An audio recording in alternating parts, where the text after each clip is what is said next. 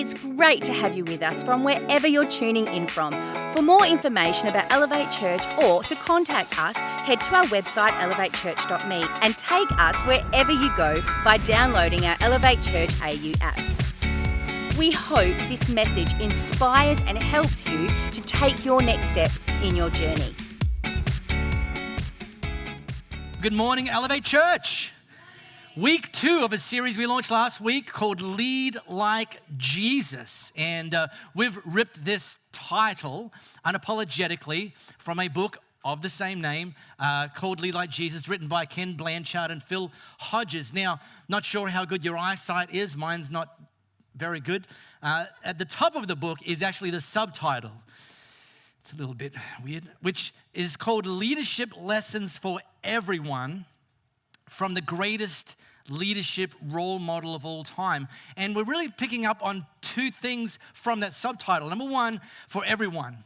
And this premise that every one of us, whether we've got the business card or the sign on our office door that says we're a leader in terms of a position of leadership, regardless of that, all of us are called and compelled to grow in influence. So ultimately, we can be people who point the people in our spheres towards true north, towards Jesus. So this is an everyone series, not just for a so-called select few people who are in positions of leadership. And the second one is Blanchard recognizing that Jesus was the GOAT, the greatest of all time when it comes to leadership. And I covered this off last week, gave some what I think reasonably solid proof of why that statement's true. Giuseppe, you missed it. I talked about the Roman Empire. You would have loved it. I did it all in Italian. It was beautiful.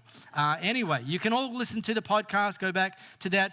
And we talked last week about leadership starts with the heart. That first and foremost, we have to have a very clear why. And the why is about serving others. The why isn't it about us and getting the perks and the power and the position and everything that so supposedly comes with leadership. It's about serving others, that God use me so I can actually invest into and lift other people up. That there's got to be a why before the what and the how. And in fact, in a lot of leadership training, they just kind of jump straight into the what and the how and don't zoom out into the why. But the why is at the center of leadership. And if our why is off, then our what and our how will almost always be off as well. So today, however, I do want to move the conversation towards the what and the how. Let's start with a game that we can all play along. So here's the game. It's called Complete This Sentence. If you want something done, you have to do it. Right, exactly, yourself. No prizes for winning that game because it was too easy. Well, here's the thing. If I look a little bit down to you, if I look a little bit sad, it's called POSD, post-Olympic stress disorder. I've got withdrawal symptoms from 2 weeks of the Olympics and 2 weeks of the Paralympics, and it's very sad. My life at the moment, very, very sad. I watched them, I binged them, I was going bonkers. 7 had like 20 channels, and I'm like, how can I watch all of these if I only had 20 TVs? I would have done it. One of the things about the Olympics and the Paralympics is, as you know, is at the end of the event, the final, or whatever it happened to be, medals are given. And technically, 3 medals are given, a gold, a silver, and a bronze. Now, if you are in an individual sport, then only the individuals who won the gold, the silver, the bronze get to stand up on the podium and get their medals. If you're in a team sport, the entire team gets to stand up on the podium, and the entire team gets a gold medal and a silver medal and a bronze medal. But one of the things we can miss when we see that medal ceremony, and maybe you've watched the sport, one thing we can miss is that even in these so-called individual sports, they were still very much a team effort. And you know that when they go to interview the individual. How does it feel winning the gold medal? And unless they're a total sociopath, they will typically thank their coach, thank their family, thank their coach from when they were a junior for believing in them, thank the people around them for giving up for them, and the list goes on. And, thank you for my medical staff and and that's the reality, that achieving things of significance almost always requires a team. And we're saying lead like Jesus. So we might be kind of quick to conclude that if anybody could have ever done it on their own, didn't need a team, surely it was the Son of God who came down to earth and could have done it all on his own. Yet, even Jesus built a team and decided to do ministry and the kingdom as a team effort. So what I want to do today is I want to do a flyover of Jesus' pattern of how he built the team. And it's actually a pattern that we've taken on here. And it's got 3 parts to it. By the way, sorry if you've got epilepsy. This isn't me causing this. The team are on it. Discover, develop, and deploy. Now, before I get into those, I just want to do a quick PSA. I'm aware that what I'm about to teach may be a little bit above some of our or your current pay grade. And I don't mean that in a negative way. I mean, I'm aware that we're all at different stages of our leadership journey. Some haven't even sort of consciously begun that journey. And I hope that this series fuels the fire that actually puts in you this desire to become an effective leader. Some of you are part way, early stages of that journey.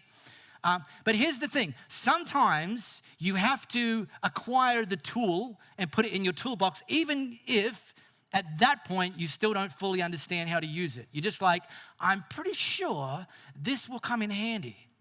And what happens is if you have a want to and you educate yourself, then over time you will figure out how to use some of these things. For example, right now I'm doing what I call the finishing touches around our house. We had an extension built, we had the original house, a bit of renovations done. I'm doing the finishing touches.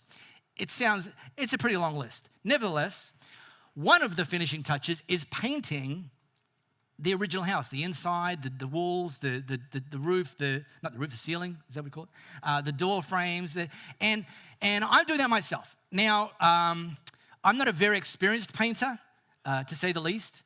Half of our original house, I'm very motivated to do a good job though, because half of our original house was renovated with our builder, and our contract had a professional painter paint that, and then I'm gonna paint the rest. And one thing I'm trying to avoid is when people walk into a house and I say to them, oh yeah, by the way, just so you know, this was the bit of the house that was painted by a professional, and this was the bit that was painted by me. I'm trying to avoid them saying, yeah, no kidding. I'm trying to get my skills up to a certain level. So right at the beginning, I went to Bunnings, as you do, and I bought a paint scraper. I figured, I'm probably going to be having to scrape paint at some stage, so I'll buy a paint scraper. Got my paint scraper. Then I started watching YouTube videos, trying to educate myself. I've got the want to. Here's the thing. I've got the want to. Now I need to improve on the how to.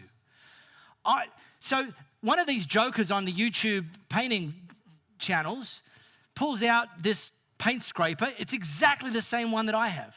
And I'm like, yes, I'm on the right track. And he says, now in the industry, we call this a 5-in-1.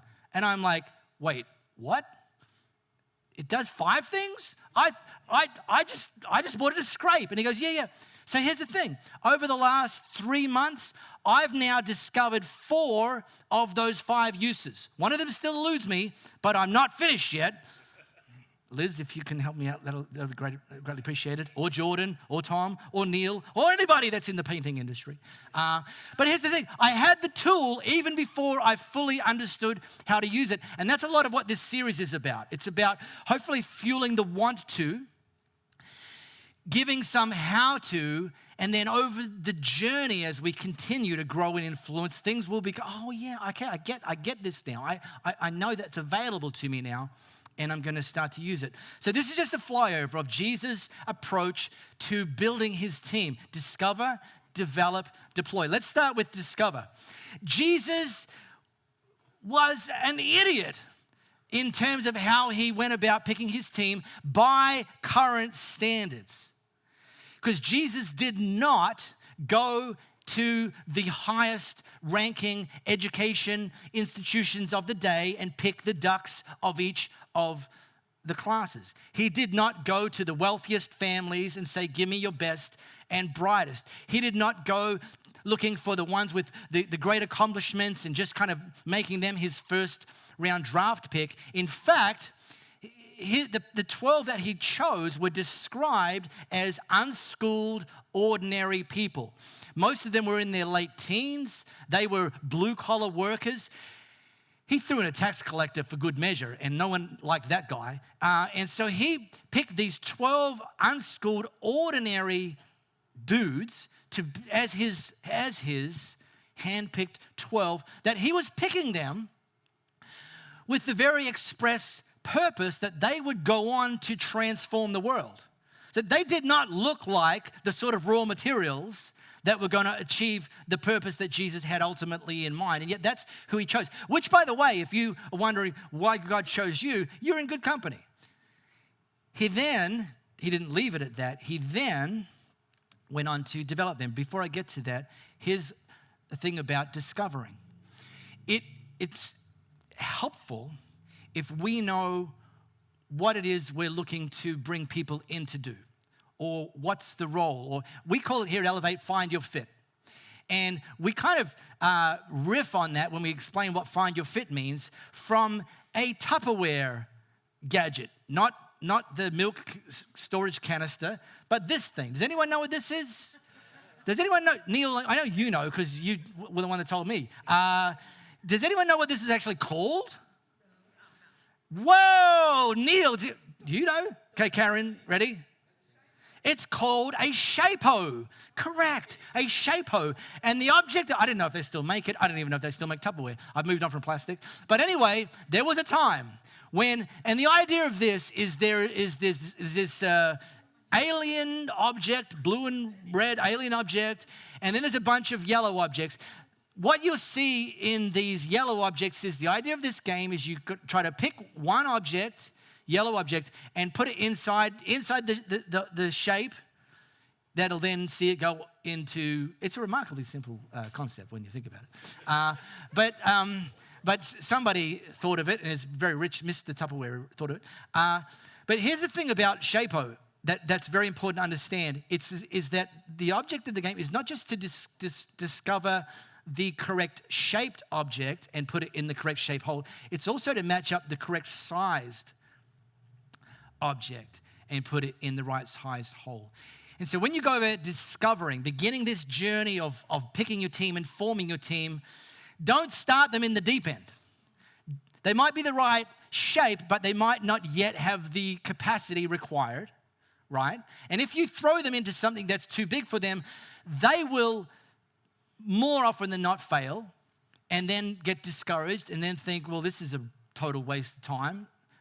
And the people around them will also suffer as a result of that. Now, sometimes we need to stretch a little and growth will come over the course of that. But this is the idea of find your fit, that we're looking for people in the discovery phase that have something of the right shape and that have a hint of becoming more than what they are today.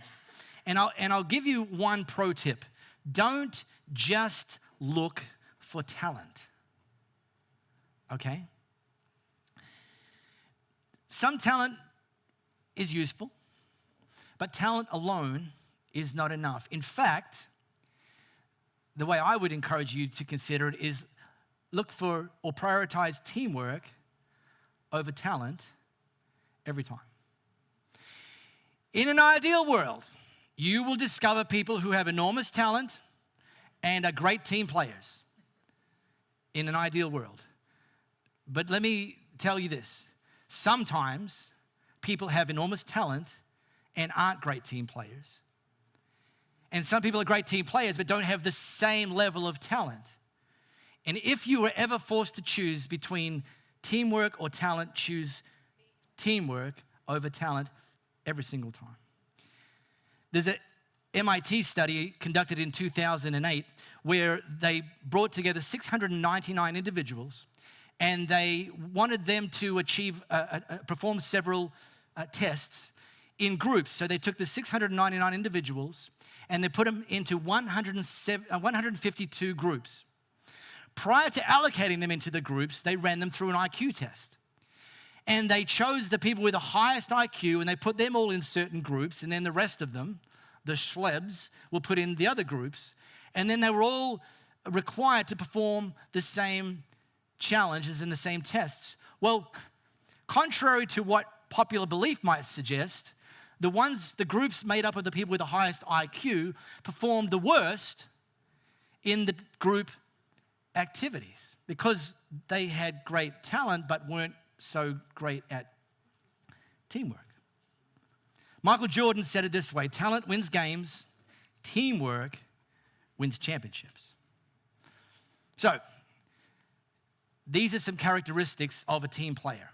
And by the way, if you're in a team, ask the question, am I demonstrating these characteristics? Because you can actually make your team more effective even if you're not the leader of the team by being a great team player. So here's some characteristics of a team player. Number one, they're willing to set aside their own agenda and personal preferences for the objectives of the team. They recognize it's not about them, it's about the team. Number two, they play well in the playground with others. You can take your eye off them for a moment and things will not turn into carnage. Number three, they prioritize alignment. Now, you actually know this one to be true. If you're a car driver, I am not, but what I understand about car driving is there's four wheels rubber side down on the ground, and sometimes those wheels, at least one of them, gets out of alignment. Is this true? Have I been reading my how to drive a car books correctly? Okay, good. All right. Now, before you get to the mechanic and you ask them to perform good, you can still drive the car. It is still drivable. However, apparently, it'll shimmy and shake, and you'll have to put in additional energy just to keep it in the direction that you're trying to head. This is what happens when a person in a team is out of alignment. We'll probably still get to where we're going to go, but it's going to take it's going to waste a lot of sideways energy, and it's going to be a total constant, like sand in your undies situation. Don't worry about the lighting, people. Looking at them isn't going to help them fix it. Podcast people, trust me, you're better off not knowing what I'm talking about. Alignment, then, you get your car back from the alignment guy, and it's like, all of your energy can be then put into forward momentum. Here's another one, coachable. See, the other side of leadership is followership. And one of the things that we can add value to our team is by being a great follower, a great team player, be coachable. The minute you think you know everything, you're done. Quit, get out of the way for people who are actually interested in growing. Be coachable. And by the way, don't wait for your leader to bring the feedback to you. Seek it out. How can I do this better? Is there anything I'm a bit off? Is there anything I'm out of alignment in? And this makes the team better, having team players. If you ever have to choose between teamwork and talent, and you don't always have to choose, but if you did, prioritize teamwork over talent every single time. So Jesus chose 12 unschooled, ordinary guys who, thankfully, for the most part, were coachable. Thankfully, for the most part, were great team players.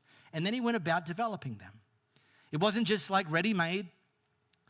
He started developing them. Now, here's a framework for development. This is one of the 5-in-1 tools. This is one of the things that leadership can have is how do I develop people? This is a process that we use here at Elevate. I use with the people that I'm developing. And it goes like this. And by the way, I'm going to walk you through this, and you're going to say, oh, that seems pretty obvious.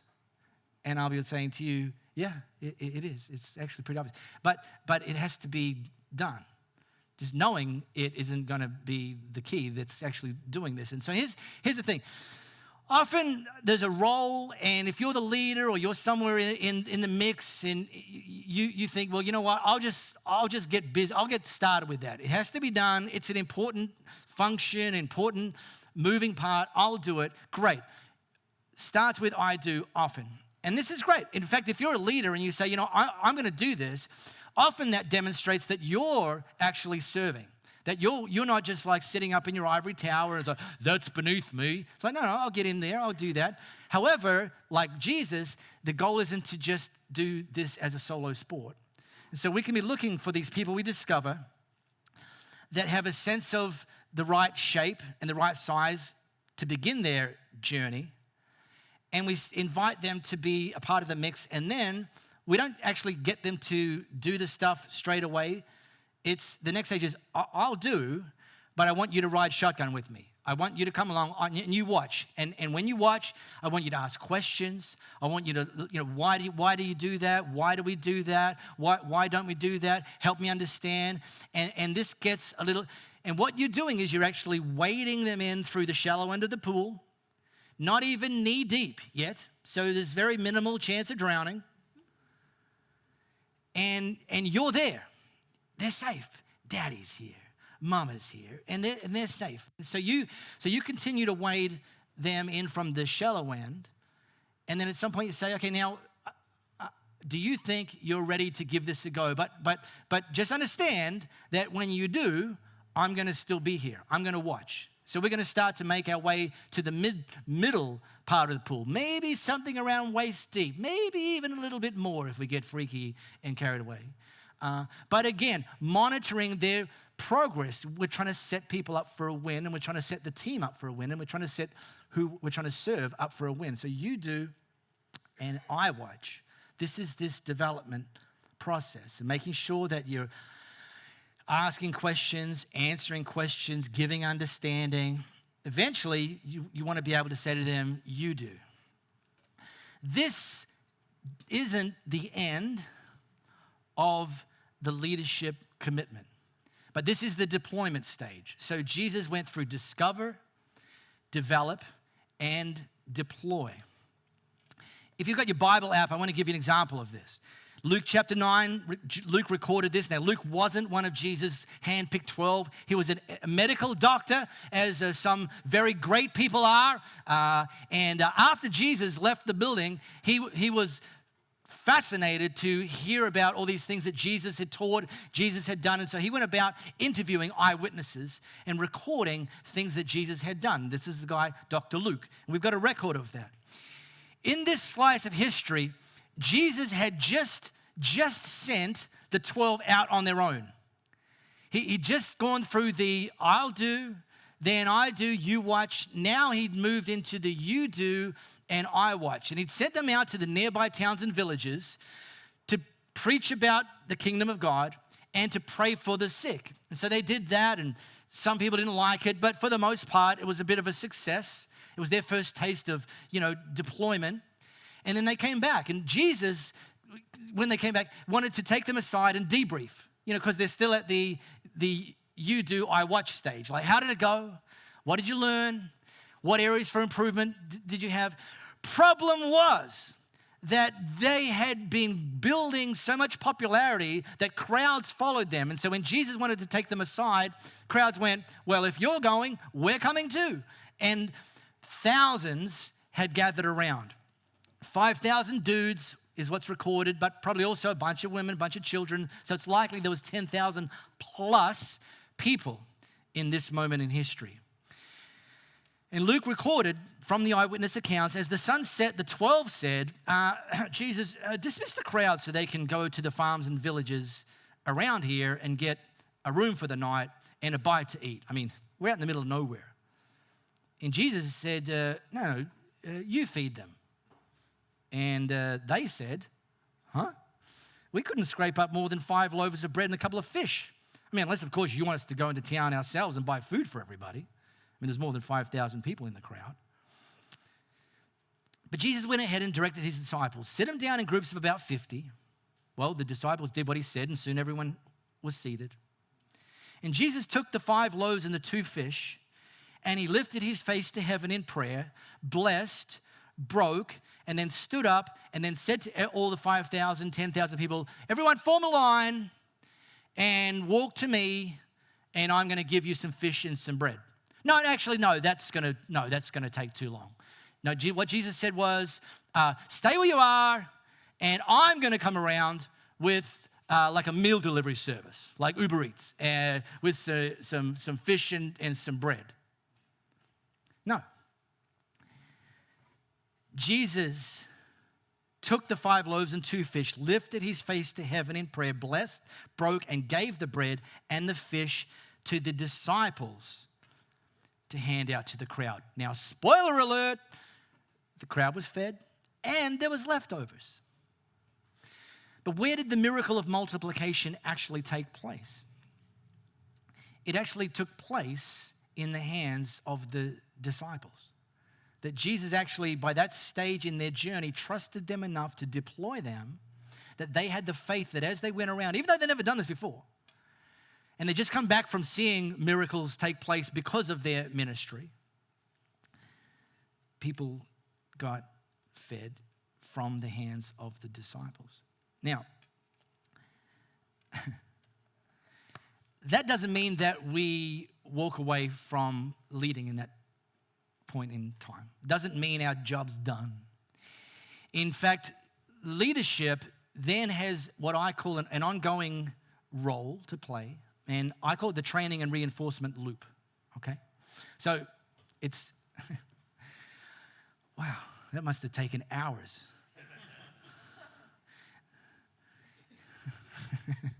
The training and reinforcement loop. You will have already done some training. That's the point. Moving people, developing them from I do to I do, you watch, to you do, I watch, now to the you do. You've spent that time training them. And it's in that training, that development process, that we have the confidence and that they have the confidence to be able to deploy them. Then, as they do what they do, the people that you've developed, look for opportunities to catch them doing the right thing. Look for opportunities to catch them doing what you've trained them to do, to catch them doing the sorts of things, exhibiting the sorts of behaviors, the sorts of attitudes that are actually what you wanted in the first place. And when you see them doing that, make a beeline and give them that reinforcement, give them that affirmation. Man, that is exactly what I wanted you to do. That is so brilliant. Sophia, I've got one for you later on. Don't scooch away before I give it to you. But catch people. See, and when you do, here's a very important pro tip. When you give people the reinforcement, the affirmation for doing the right thing, be as specific as you can. Go beyond good job.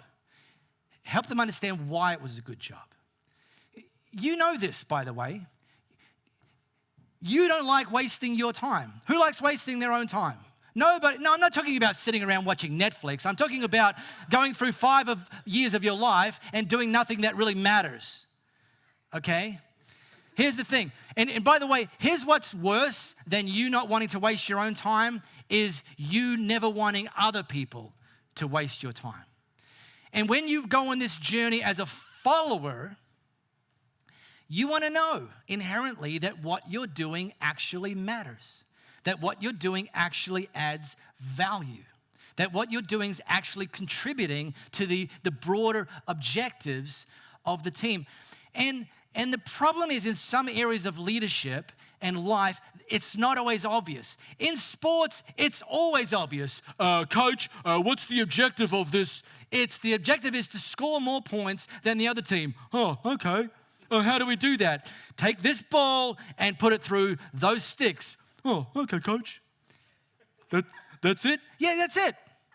Oh, all right. And at the end of the time clock, you say, coach, how do we do? And the coach says, it's on the scoreboard, buddy. And he goes, oh, yeah. And he knows or she knows in an instant whether they've won or they've lost. They've also had a record throughout the game of whether they're on track or not, right? I know, it's plainly obvious, but that's my point. Life isn't always like that, right?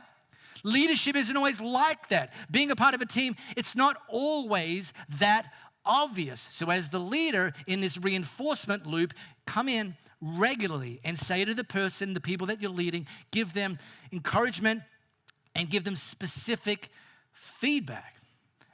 What they did that worked, what they did that worked, and why it worked. And they will then have more clarity and more motivation to keep doing more of that because they know it matters. And then training, final thought, is that this doesn't end. Then you might have the coaching conversation with them about an area for improvement. Because again, like, oh, okay, good. This will help me be more effective. Yeah, it will help me be more effective. Okay, give me a gift. Okay, here's a gift. And give them that. And this continues on through the entire, as long as you're leading them and as long as they're following, this should never end. Training and reinforcement. We really hope you got a lot out of this message. If you live in the Perth area, we'd love for you to join one of our live experiences. For times and directions, as well as information, head to our website, elevatechurch.me.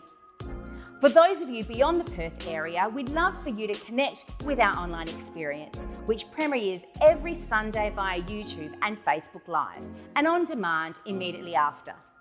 And to partner with us to reach more people by giving financially, head to our website, elevatechurch.me, and also download our Elevate Church AU app.